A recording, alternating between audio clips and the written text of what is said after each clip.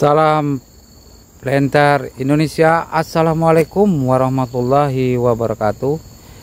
Bersama Yopi Perkebunan Mandor, semoga Anda sehat-sehat selalu, tidak kurang suatu apapun dari Yang Maha Kuasa, amin. Dapat beraktivitas seperti biasanya dalam kegiatan sehari-harinya.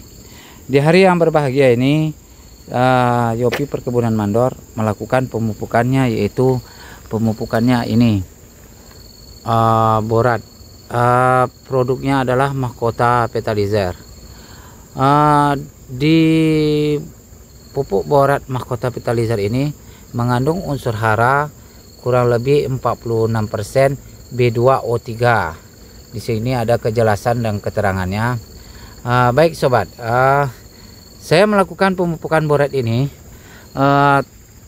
Cara pemupukannya yaitu banyak yang saya gunakan untuk pemupukan ini sebanyak 100 gram.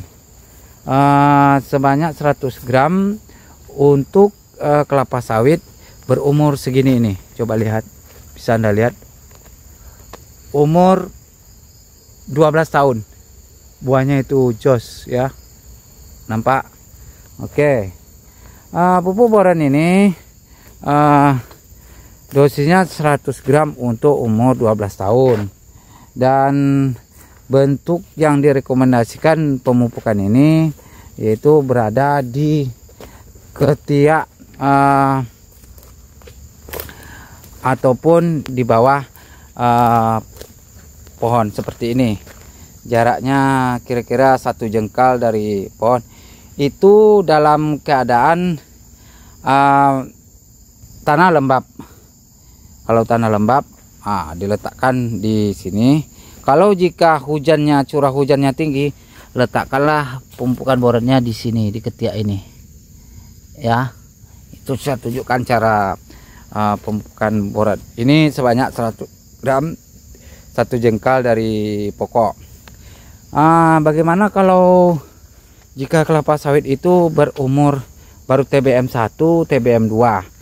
Kalau TBM 1, TBM 2 dianjurkan pemupukannya diletakkan di pelepah. Seumpama sebesar ini, baru tinggi ini sawitnya, atau di pucuk itu boleh, ataupun di bawah ketiaknya pun boleh. Pokoknya pupuk boron itu harus dekat di area pokok kelapa sawit. Beda dengan pupuk yang lain seperti KCL ataupun Kisrit ataupun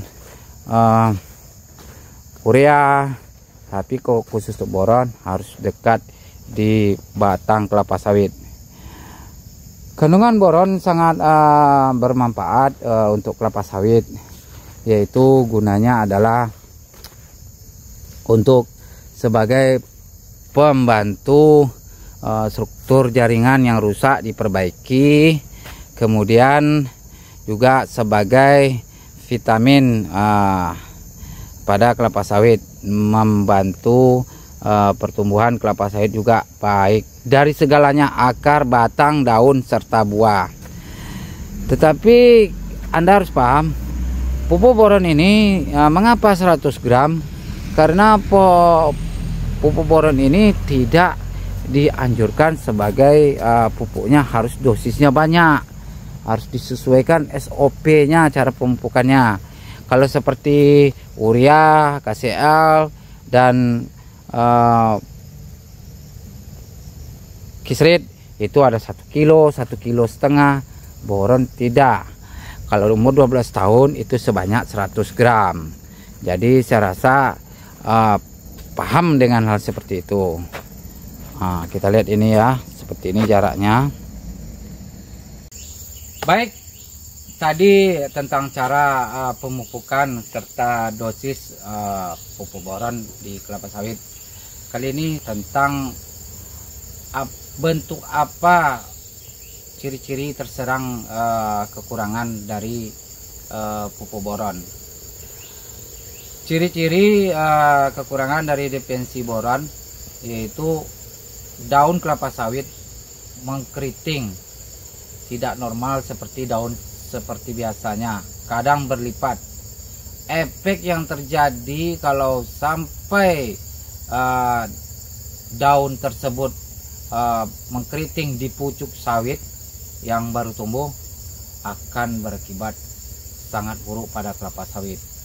Karena apa? Dari efek boron kurang akan terjadinya tidak sempurnanya nanti kerjanya dari klorofil yang ada pada daun untuk melakukan pemasakan di unsur hara.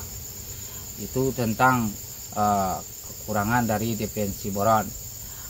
Manfaat dari boron yaitu memperbaiki seluruh struktur jaringan yang ada di pokok kelapa sawit, baik dari segi daun, segi pelepah, buah, batang, dan akar.